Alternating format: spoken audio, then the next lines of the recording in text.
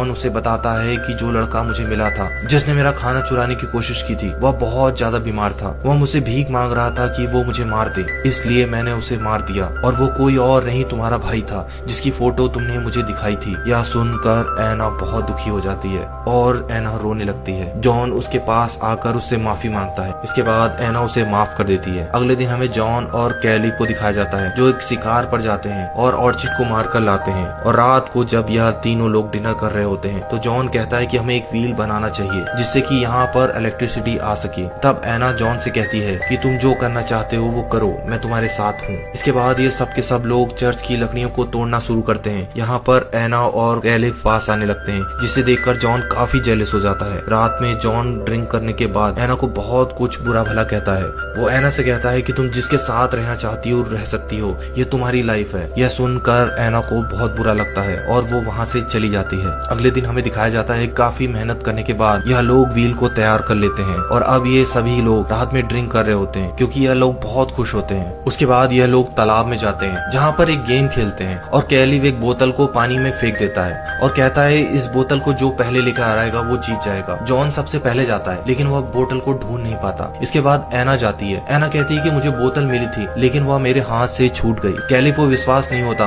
और वो कहता है कि मैं तुम्हारे साथ आऊंगा। यह देखकर जॉन और भी गुस्सा हो जाता है और जब यह लोग तालाब के बाहर आते हैं तब जॉन एना से कहता है कि मैं तुमसे बहुत ज्यादा प्यार करता हूँ। मैं पहले तुम्हारी बातों को ध्यान नहीं दे पाया लेकिन अब मुझे तुमसे प्यार है। अब एना और जॉन एक कमरे में आ जाते हैं और फिजिकली क्लोज आना चाहते हैं लेकिन जॉन ने इतनी ड्रिंक पी रखी होती है कि वह सो जाता है। एना उसे उठाने के लिए बार बार कोशिश करती है लेकिन जॉन नहीं उठता, जिसके बाद एना कैलिव के कमरे में चली जाती है। इसके बाद एना और कैलिव साथ में फिजिकली क्लोज हो जाते हैं। अगली सुबह जब एना टेबल पर बैठी होती है तभी कैलिव उसके पास आकर बैठ जाता है।